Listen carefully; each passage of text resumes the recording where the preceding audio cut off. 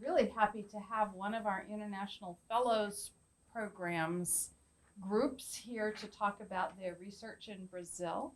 So Dalit Mota from nursing and one of the students who went along with to Brazil, Maria Becker, who's a nursing major and also a Spanish major. So I'm not going to take up any more time. I'll turn it over to you. Well, thank you. Thank you all for coming to listen and hear us share a little bit about our experience in Brazil and with this research that for this presentation we entitled Phlebitis, Producing Evidence to Improve the Care of Cancer Patients Receiving Intravenous Chemotherapy in Brazil. From Eau Claire site, both Maria and I and Sydney, actually the three of us were involved, and we have colleagues from Brazil involved as well, and we have some pictures later on to show you who they are.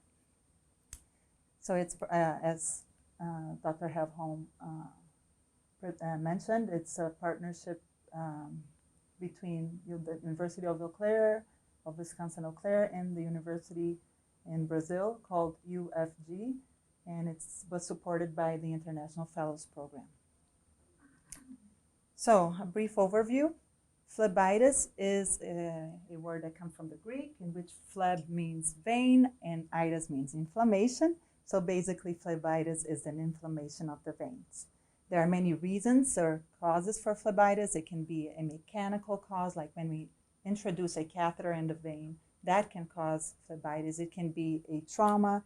It can be a chemical reason. And in this project, we were specifically interested in chemical phlebitis because we know that chemotherapeutic drugs can be irritant and vesicant, damaging the inner wall of the veins. Some signs of phlebitis include pain and tenderness on that vein, on that region, redness, swelling, edema. So these are all inflammatory signs. We can feel a local warmth. We can feel a lump or hardness and induration.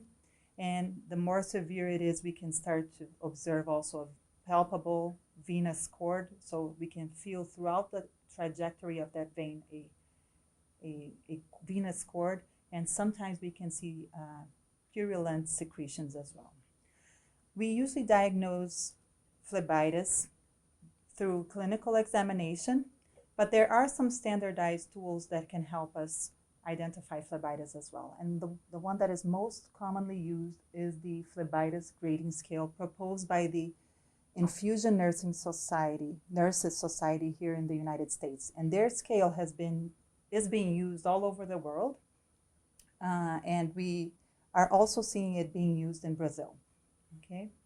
Now, besides these two ways to diagnose phlebitis, there have been some advances in terms of technology, and nowadays we have experimented the use of thermography. So with a thermographic camera looking or aiming towards a person's limb or any part of the body, we can see increase or decrease temperature that could, for example, show us that there is an inflammatory process happening there. Okay. So this is in Portuguese. The Phlebitis scale proposed by the Infusion Nurses Society. And at first, when we started doing literature review, we identified that this scale was not validated for Brazilian Portuguese. And this version was validated for Portugal's Portuguese. But just so you can read it easier, I brought the English version. So what it basically says, it grades it in 0 to 4, 0 being no symptoms, no signs of phlebitis, and 4 being the most severe level of phlebitis. Okay? And so one of the problems we had was, okay, there are many Brazilian researchers using this Infusion Nurses Society Phlebitis scale, translated to Portuguese, but we don't have any data that it's a valid and reliable tool. So that was one of the purposes of our study too, to make sure that we have a standardized, valid tool to assess phlebitis in Brazil. Now, as I mentioned that thermography is something that we're studying, and we were able to purchase, with the support of the University of Wisconsin, a thermographic camera. We took it to Brazil, and this part of the study is still ongoing. So I wanted to share with you an example of what that looks like. What kind of image can we see? So here is a female patient. She's 41, never had chemotherapy in her life. This is her day 1, cycle 1 chemotherapy.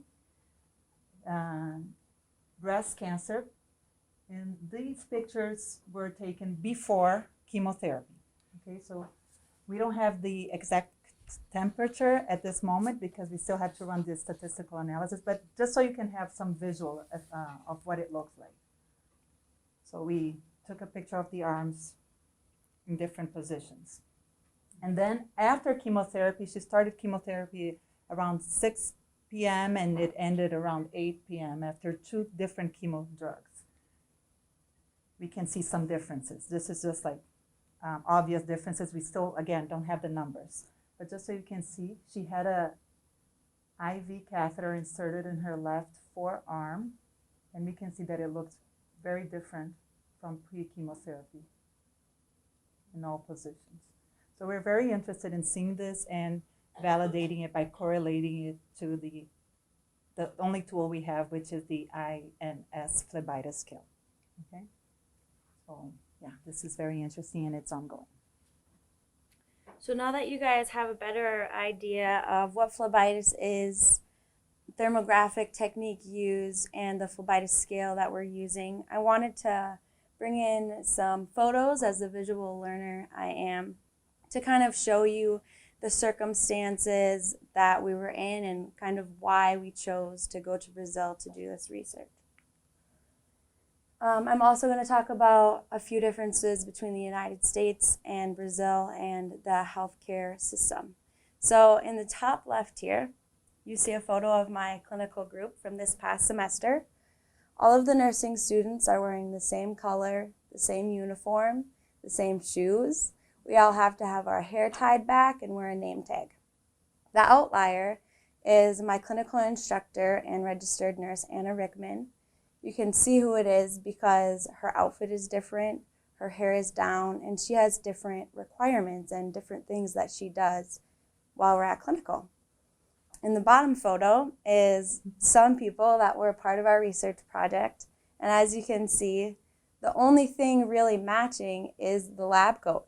You can have your hair up, you can have your hair down, you have to have closed-toe shoes, but really that's about it. And you wouldn't know well, you might know that I'm a researcher and Sydney, but in this group, it's nurses, the head nurse, a recent graduate going through her chemotherapeutic program, a nurse tech, and then us researchers, as I previously mentioned. And so I found it difficult to find who to ask questions to, who can answer this, who should I get supplies from, because the way that we dress and present ourselves on the floor is very different than we do here in the United States. One observation that I made is that I feel the way we do it in the United States might be a little bit cleaner, and it's also easier for patients to identify who's from physical therapy, occupational therapy, who's our speech language pathologists, who's the nurses, and it was different in Brazil. Now I've got some photos. The top right photo is what we call a chemo port, and an invasive procedure happens where you get this port under your skin, and then a catheter tip lies in the superior vena cava of your heart, which is where you want the medication to go to. So having this allows you to bypass all of your smaller veins in your body, and you'll have decreased incidence of phlebitis, and your patient outcomes will be increased in a positive manner as long as it heals properly. This is a lot more costly, and so that's why people in Brazil can't have this as often, and I'm going to touch on that a little bit later. But in the bottom photo, that's probably a little bit more recognizable. That's a left-hand peripheral intravenous access. You might have had one for a surgery, or if you were dehydrated, this is what you get when you go to the hospital.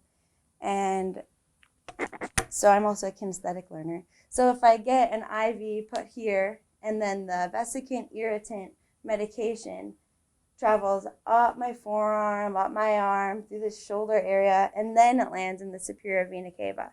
So this chemical that we're introducing to the body has a lot longer to travel, and it can harm the body in a lot more ways. So as you'll see later in the results, the people who had peripheral intravenous access had a greater incidence of phlebitis infection, and their outcomes were decreased. Lastly, I have some photos. One is from Mayo Clinic here in the chemotherapy unit.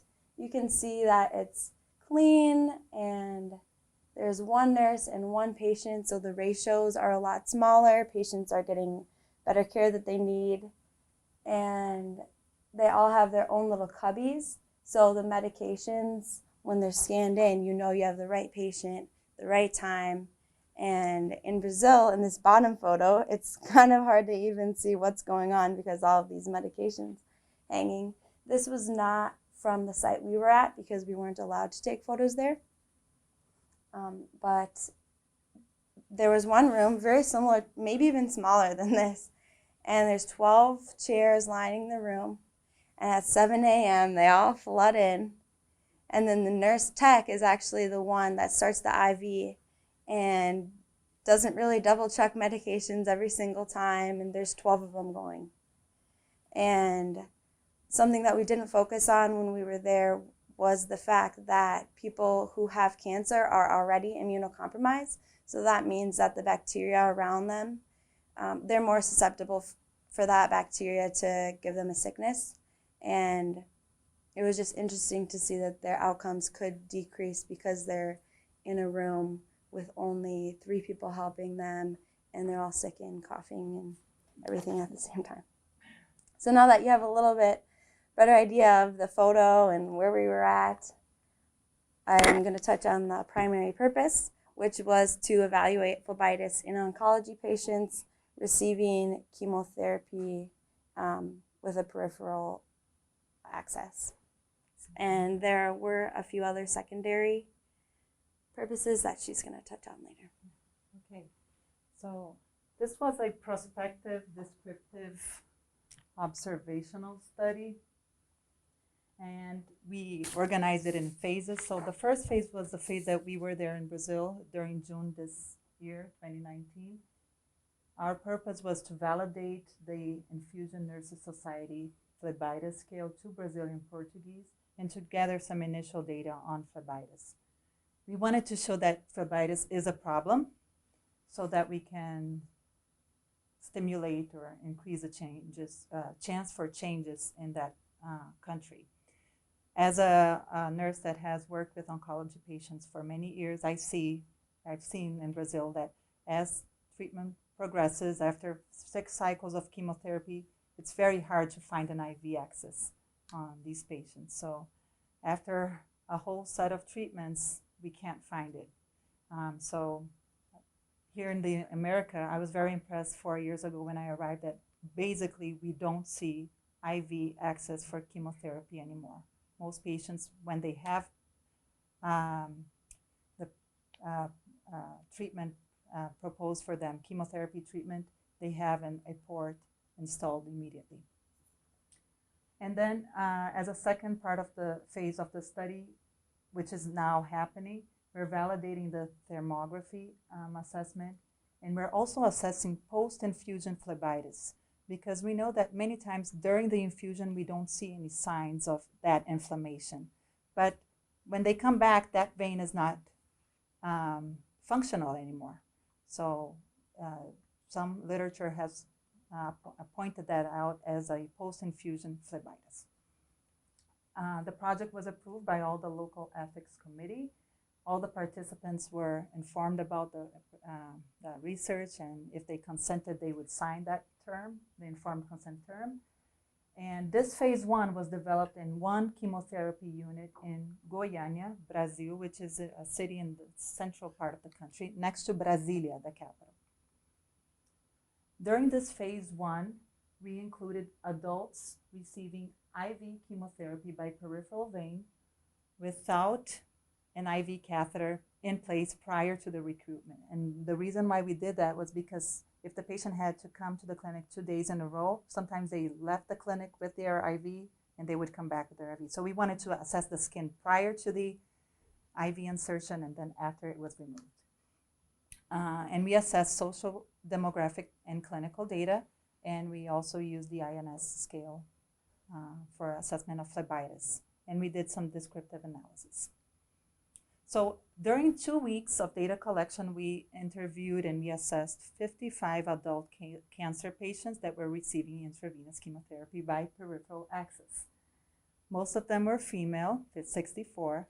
We asked them to rate their skin color, and 60% rated their skin color as having brown skin. The mean age was 53 with a standard deviation of 12. We had patients that were 23 years old up to 78.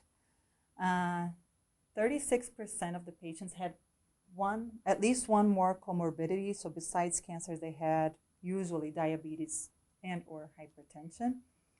And the most common type of cancer that was treated in this place was breast cancer, 27%, and 22 had colorectal cancer. The procedure for cleaning the skin and for fixating the IV catheter was the same for all patients, so it was standardized. So for all patients, they used a cotton ball, and they would grab alcohol, 70%, put it on that alcohol ball, and they don't come in little packets like they do here. And sometimes they will have a big container full of cotton balls soaked in alcohol. But that's how it is. And they would make some movements to clean the skin, and then they would insert a catheter. And all catheters were fixed with this type of dressing called an IV fix. It's a 3M product. And it's very interesting because although it's 3M, a very known brand, and common here in America. Here in America, they don't sell exactly this one because here we are looking for transparent dressing so we can see the insertion site. And this is what we have there, okay? So we observed 2 types of catheters being used, Gelco and this Intima. And the picture is of an Intima, which is we see here in the US. And most of them use the smallest caliber available, so 24 or 22. Because again, we want to try to preserve these veins because we're going to use it for a long time, and we want to, and the veins are already fragile many times.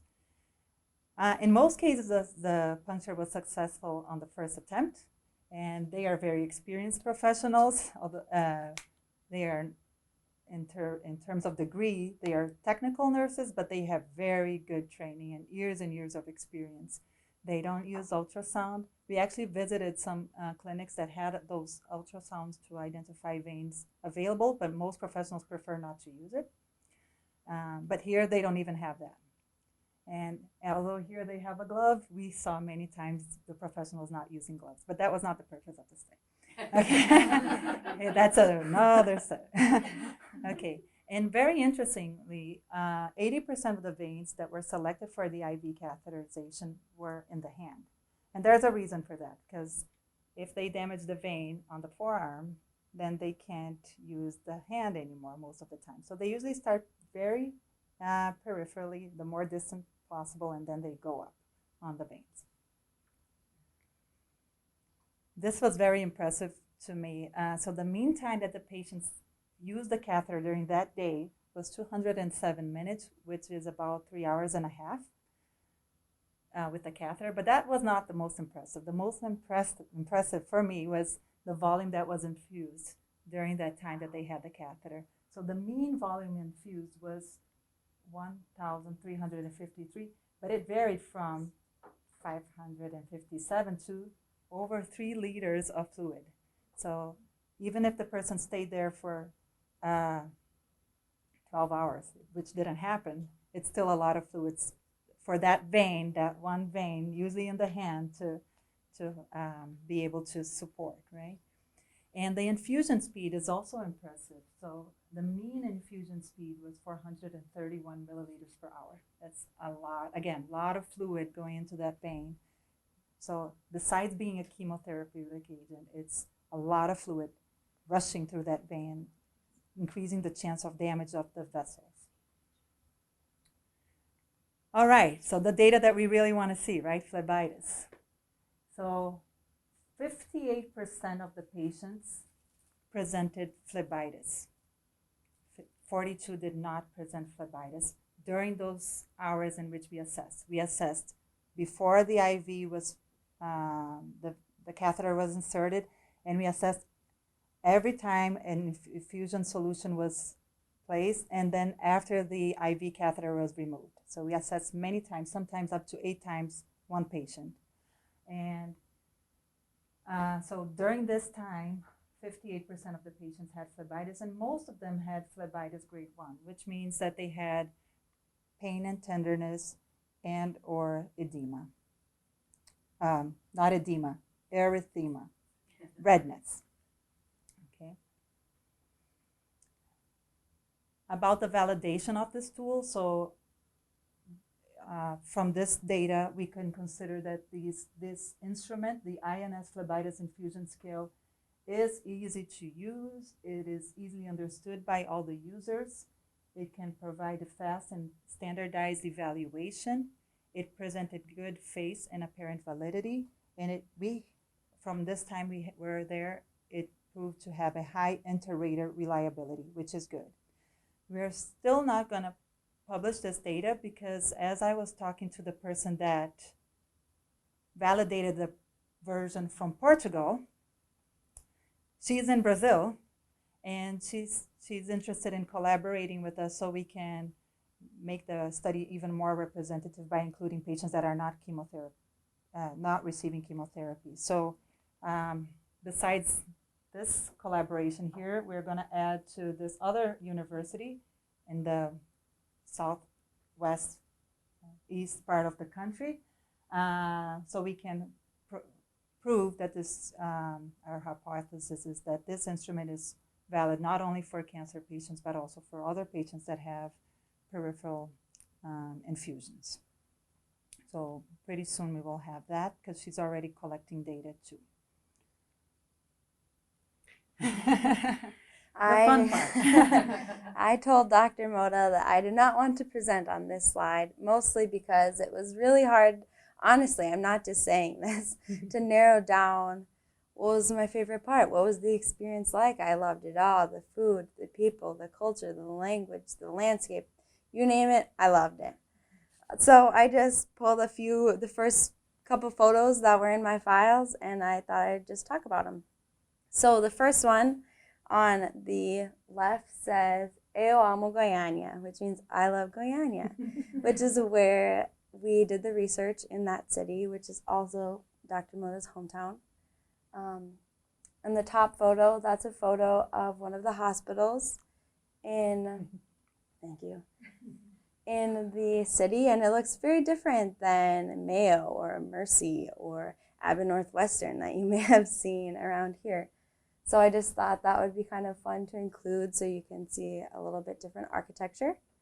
The bottom photo has some really dear friends that we made while we were over there, one of which, the one closest to me, is currently still down in Brazil. She lives there conducting research. So it was really fun to make different connections, and I hope to return very soon. And lastly, I love Rio. So I thought, I love Goiânia, I love Rio. As she talked about previously, we were able to visit the north, the central part, and a little bit in the south, different hospitals and clinics that gave chemotherapy to patients.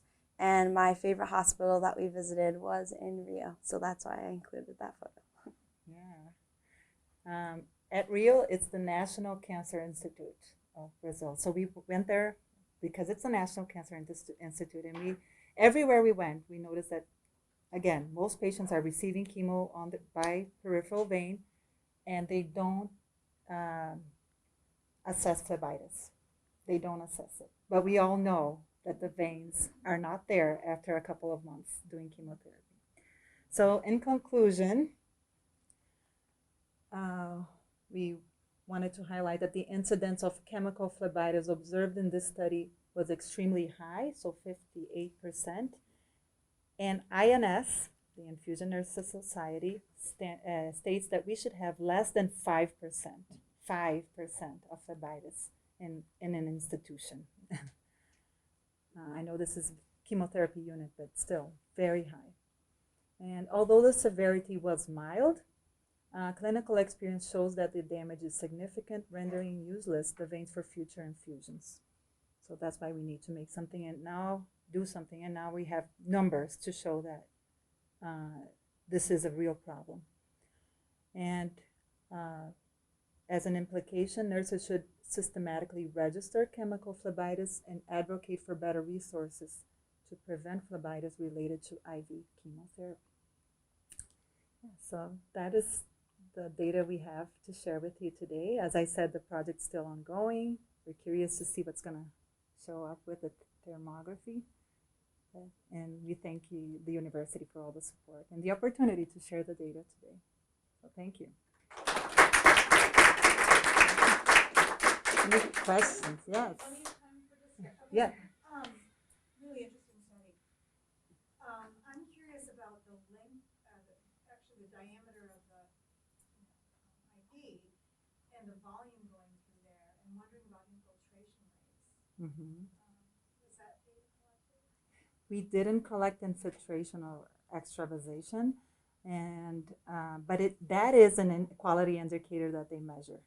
While we were there, no infiltration happened. And it is something that they measure because of the risks of having local necrosis if there is infiltration. The other thought was they're not wearing gloves. You know, it's so interesting. Some wear gloves, but they don't wash their hands. And some will use the alcohol, some won't. And they don't wear the white coat all the time, the lab coat. Some will wear their hair up, some will wear.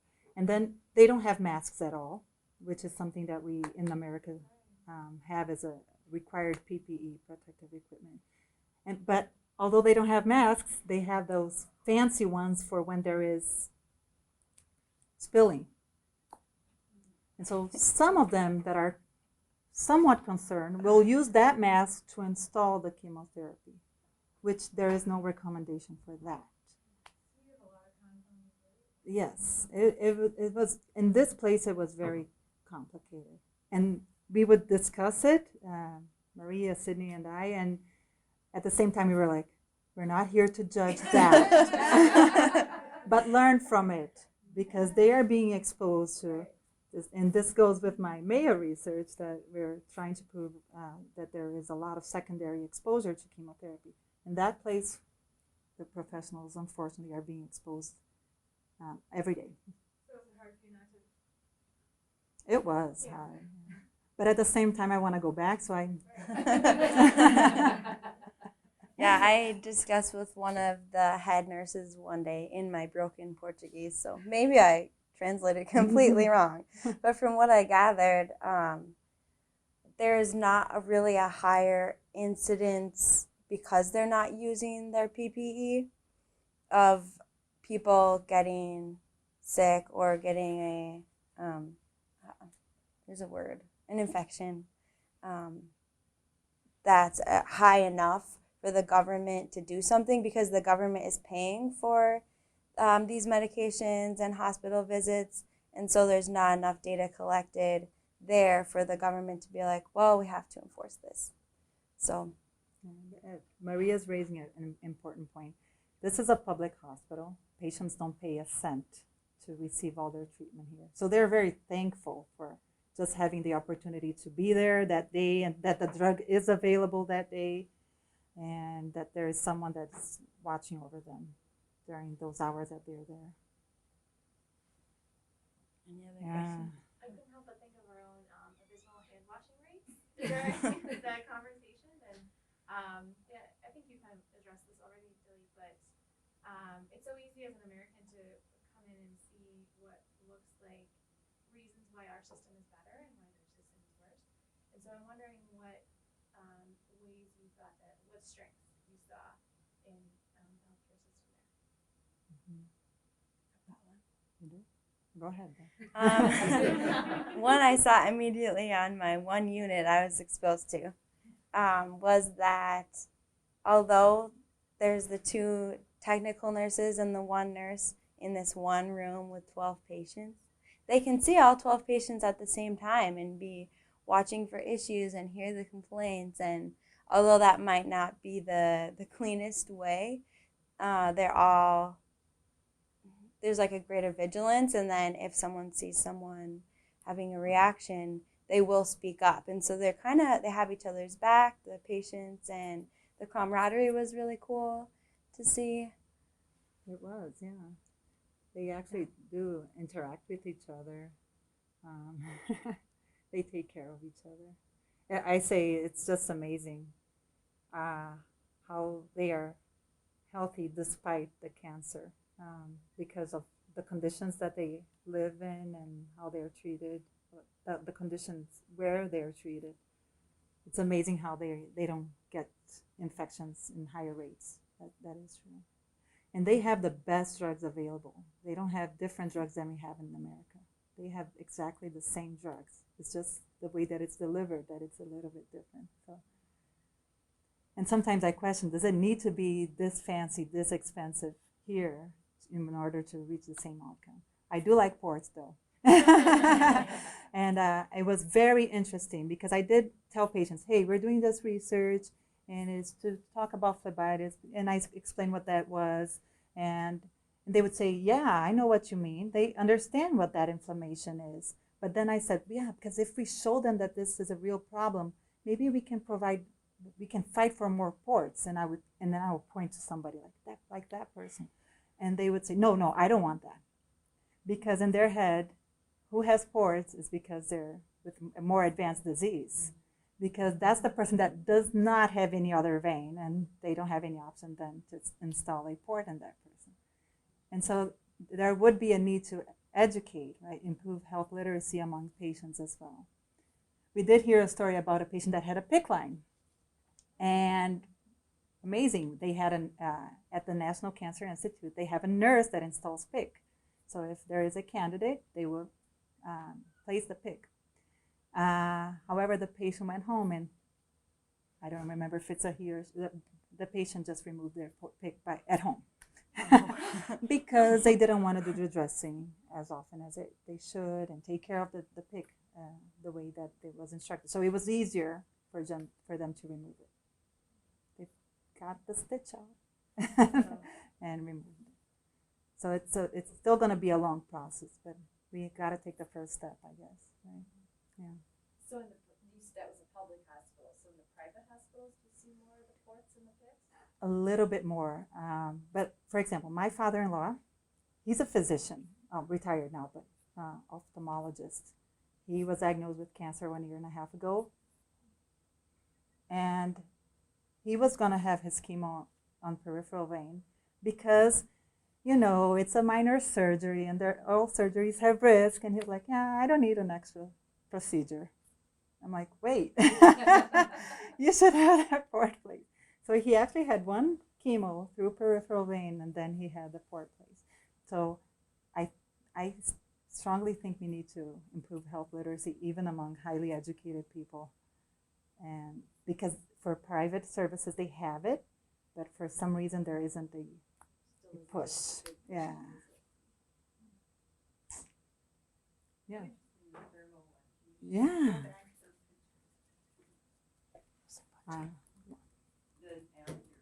Mm-hmm. So noticing the white means Right. According to this scale, the white I don't understand what the white is, but the person who measured it said that because it's more red in the bottom, that would mean more the temperature is more elevated, not the white. Yeah. Yeah. On those pictures, what is the patient's arm is resting Mm-hmm. on? I don't know if it's in English, EVA. It's a kind of like a foam thing that we can clean, like we have on mats for kids to play on. What is that? The puzzle piece. Because we tested different things, and that's we participated. So we had regular foam boards, but then we couldn't clean it, and so we had to test just a paper, hard paper, and we wanted something that could isolate the temperature from the body. You can actually see the edges, how it articulate with other pieces. I guess the follow-up question I want to ask about this is really interesting to essentially have handheld thermography like this. What will be the impact of changes in the ambient temperature from before and after? So if someone comes in the morning and the ambient temperature is relatively cool and they're sitting there for 4 hours, and then you do this in the middle of the day, how do you adjust for the ambient temperature? Great question. So we actually have a room designated for the thermography, and it has air conditioner. So we keep it at a standard temperature of 21 to 22 degrees Celsius. And we measure the humidity too, because it can also affect the thermography. And so we measure it in this room. The patient goes into the other place to receive the chemo, and then they come back and we wait for 30 minutes until we take a picture again. Mm-hmm. And we're going to take a picture before the next cycle to see. My hypothesis is that going to be lower than the healthy arm, because that vein is not going to be as useful as it was before. So that's my hypothesis. After 3 weeks, less blood flowing. I don't know. Let's see. Yeah, but this is I've seen some of studies with leprosy using thermography, very interesting, and physical therapy. And some people even are trying to diagnose cancer with this, because wherever there's cancer, there's a lot of blood vessels, higher temperature. But very interesting. Yeah. Any other questions? One more note about why we use this foam. This specific camera that Dalit researched comes with a handbook of, 200 pages. And she read it. Oh. I read it and I took notes, and then I came to the team of on the experience page that you saw, and I said, okay, this is what we're dealing with. These are some examples of materials that this book suggests to use with this specific camera so that you can get the temperature as isolated as you can. And so there was research behind that.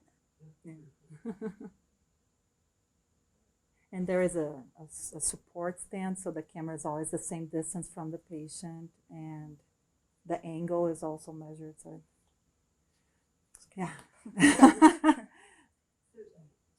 Then looking at the scale and looking at these, are you going to try to do any correlation between what the Right. scale does and that? So how would I interpret the after here compared to the scale? Because obviously there's increased redness, so a little bit of inflammation, right? Am I interpreting the thermographic? Elevated right? temperature, yeah. So then how would I correlate that to the scale Mm-hmm. then? Would be at that 1, even though probably observation-wise there'd be a 0. We measure the difference in temperature.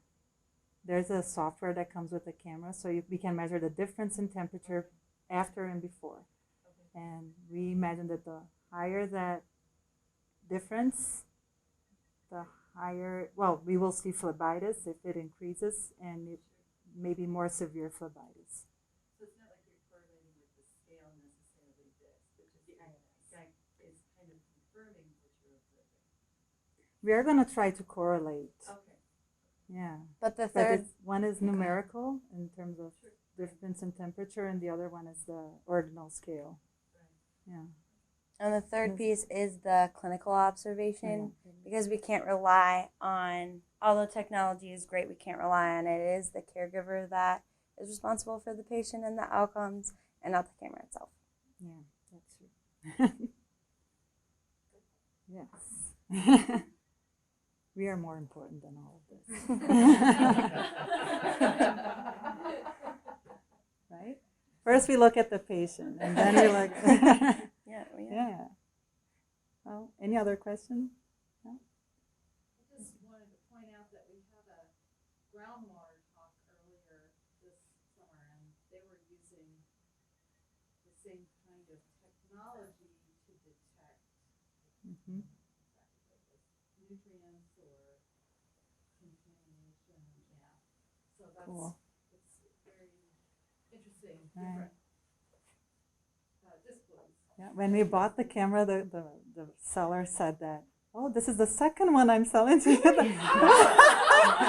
I'm really, it took me 1 year to select the camera and somebody already knows. I wish I could talk more.